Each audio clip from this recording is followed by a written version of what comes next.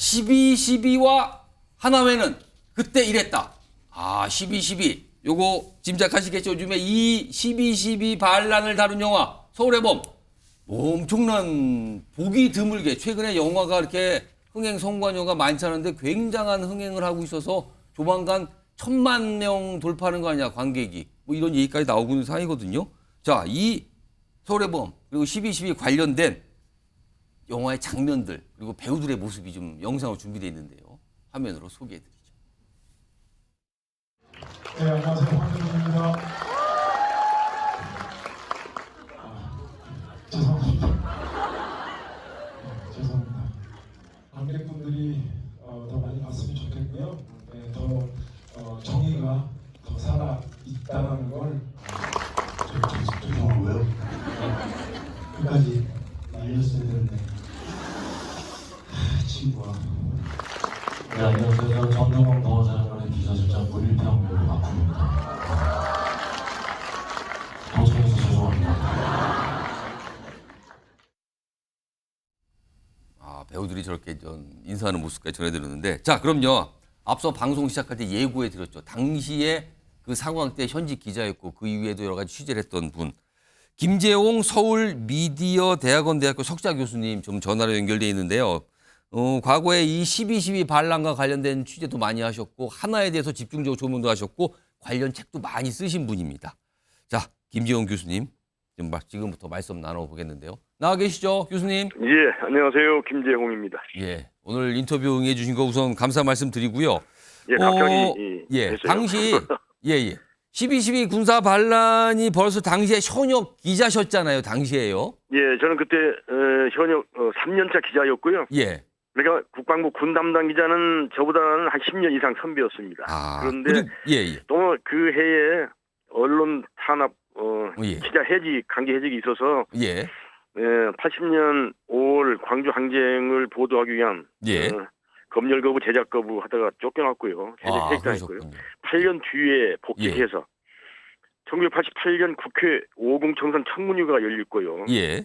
또 그다음에 두 번째 중요한 거는 1993년 김영삼 대통령 정부가 하나회 정치 군인 숙정 때에 그때 본격적으로 동아일보 정치부에서 국회와 국방부 군을 취재해서 1년 이상 장기 시리즈를 써서 많은 그 취재와 자료를 축적했습니다. 김 교수님, 그런데 제가 드릴 질문은 이 12.12 관련된 내용 그리고 하나회와 관련된 내용을 취재할 때 혹시 제약이나 이런 게 많았습니까?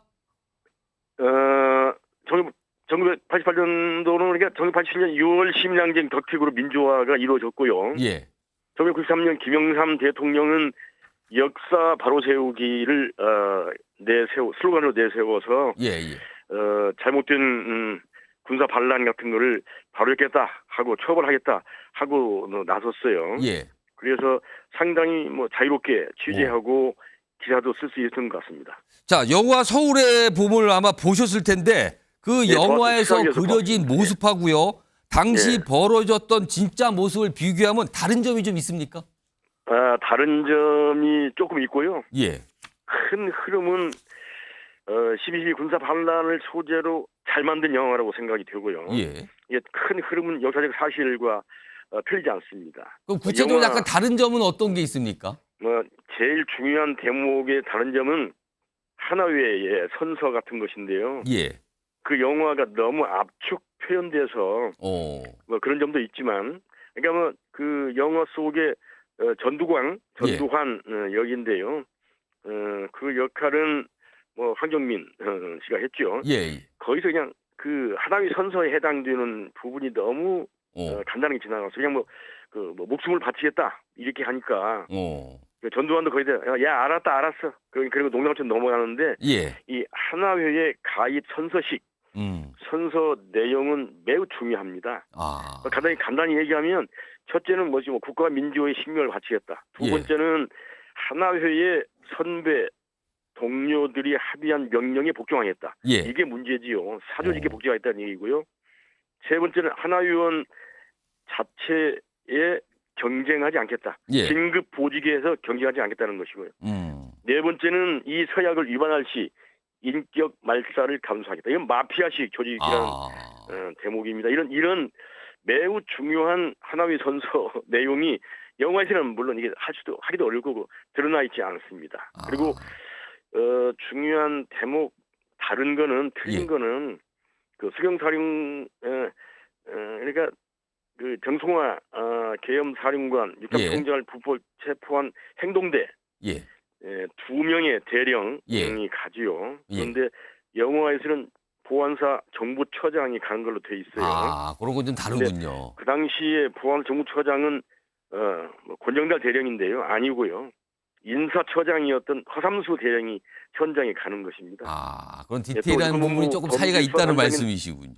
예, 그러면 그건 이제 그러니까 그건 잘못 그 육상 총장 공관에서 잘못 오인할 충분한 소지가 있는 게 왜 그러냐면 전두환이 정성화 총장을 잠깐 마주쳤을 때에 정부처장을 보내겠습니다 이렇게 얘기를 해서 그렇게 임명이 된 건데 뭐 사실과는 좀 다르게 된 것이고요. 김 교수님 지금 하나회 설명을 좀 자세히 해주셨는데 87년 민주화 이후에도 군 내부에서의 하나의 위상 여전했습니까? 아니면 뭐가 달라졌습니까? 이거 어떻게 봐야 됩니까? 그 당시에? 뭐 그 굉장히 내밀한 지하 사조직이었기 때문에 1987년 이면은 육사 11기 그 하나위를 조직한 사람들이 뭐 대장으로 다 예편해서 그 중요한 정당의 대표 국회의원들을 하고 있을 때이고요. 그 후배들이 군에 남아서 뭐 그 뒷받침을 한다는 역할을 할 때였습니다. 예를 들면 1985년 국회 국방위 휴식 사건이라는 게 있습니다. 국회 국방위원들을 그 육군본부 수뇌부가 초청해서 술자리를 하다가 거기서 그 군 장성들이 국회 국방위원 국회의원들을 그 구타 폭행한 사건인데요. 그때 그 육군 수뇌부 육군 총장과 육군 총장 비서실장과 또 뭐 인사참모장과 이게 다 하나위 출신 하나위 장성들이었어요 현역. 대장과 뭐 중장도 한 명 있었고 소장도 한 명 있었고. 왜냐면 그 1985년 86년도까지 군 내의 실세 조직은 하나위의 장성들이었고요. 그 하나위의 뭐 위세랄까 이게 참 지나쳐서 국회의원들을 같이 전용병대에서 폭행하는 사건이 벌어져서 크게 말썽이 됐고 화제가 됐던 일이 있습니다. 알겠습니다.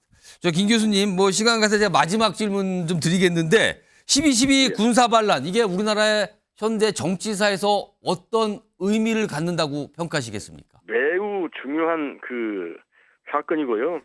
그러니까 뭐 저는 한국 정치사를 강의해온 뭐 학자로서 교수로서 12.12가 바로 그 5달 뒤에 5.18 광주 시민 항쟁, 광주 민주화운동으로 바로 연결되는 것입니다.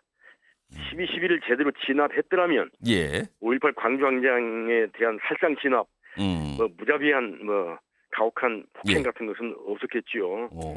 장태원 당시 수경사령관이 이 군사 반란 집단 경복궁 30경비단을 2차례에 걸쳐서 포를 쏘거나 또는 미사일로 이렇게 뭐 폭파해버릴 기회가 있었어요. 그럼에도 불구하고 그 시가지 민간 피해를 줄까 봐서 우리에서 그걸 감행하지 못했고요.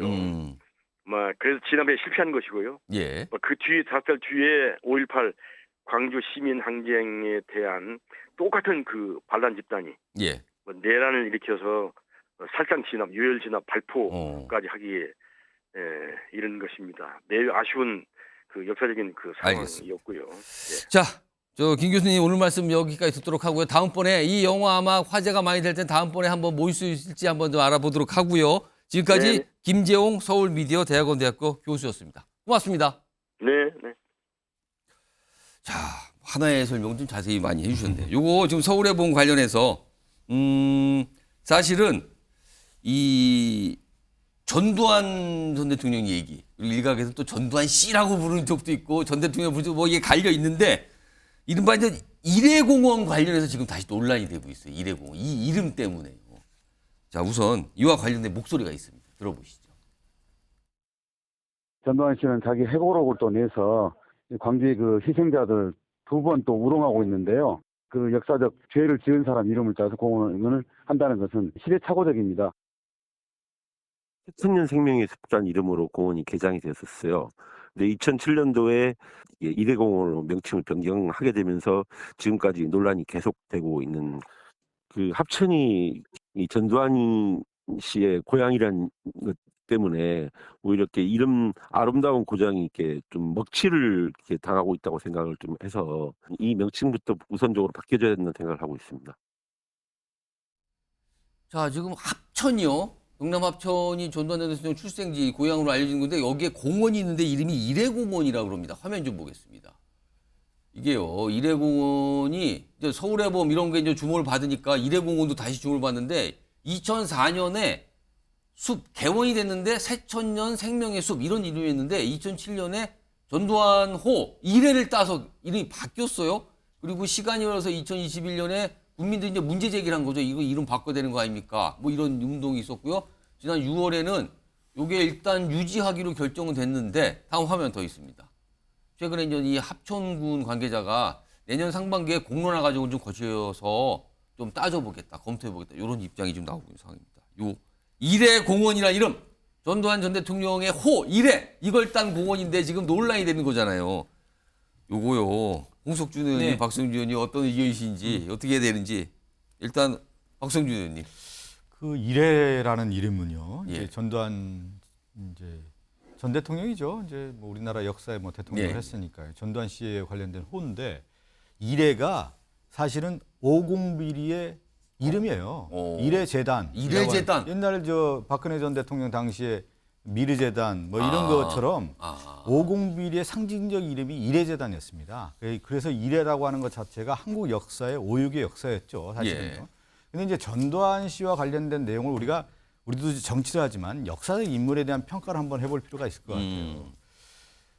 1979년에 12.12 쿠데타 이후 1980년 5.18 광주민주항쟁에 대한 수많은 학살의 주범으로 좀 나와 있고요. 예. 그다음에 이제 81년도에 대통령이 돼서 87년에 대통령 물러나는데 시민항쟁에서 물러나게 되는 거 아니겠습니까? 예. 결국은요. 그 이후에 전두환 씨의 인생이라는 것 자체가 정말 오육의 역사 아니겠습니까? 예. 역사적 평가에 대한 냉엄한 준엄한 심판을 받으면서 왔고 돌아가신 이후에 죽은 이후에도 지금까지도 전두환에 대한 이 평가라고 하는 것은 냉정한 평가가 이루어지는 거 아니겠어요? 유해가 어디 갈 데가 없어요 지금요. 그렇기 상황까지 때문에 갔어요, 지금 저는 그것이 이래재단의 오공비리와 더불어서 이래공원이라고 하는 것도 하나의 역사적 맥락에서 보는 거예요. 그러니까 전두환 씨에 대한 역사적 평가가 그만큼 지금 국민의 눈높이에 봤을 때 정말 준엄한 심판을 이루고 있다. 이렇게 보고 있는 것이죠.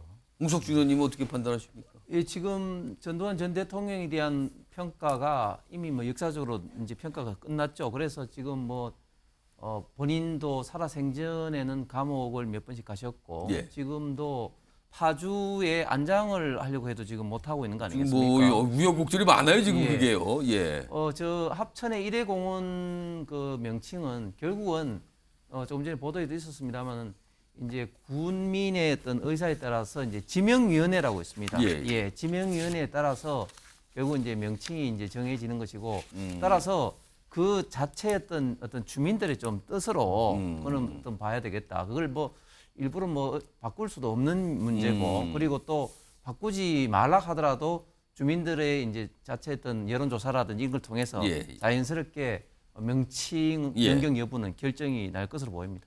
그 마지막에 봤던 합천군 관계자 그 다시 한번 좀 띄워주세요. 일단 여러 가지 얘기가 나오니까 그 영화가 또 사실은 이런 걸 또 더 부각시키잖아요. 그 합천군 관계자가 내년 상반기에 공론화 과정 거칠 예정이다. 제3의 기관 등 객관적이란 뜻이겠죠. 이걸 통해서 국민 의견 반영되도록 검토해 보겠다. 그러니까 이건 어떻게 보면 바뀔 수도 있어요라는 게 좀 생략된 것 같기도 하네요 지금요. 이런 상황입니다. 자, 서울의 봄 영화가 죄송합니다. 굉장히 흥행하니까 여러 가지 파생적인 주제도 낳고 있어요.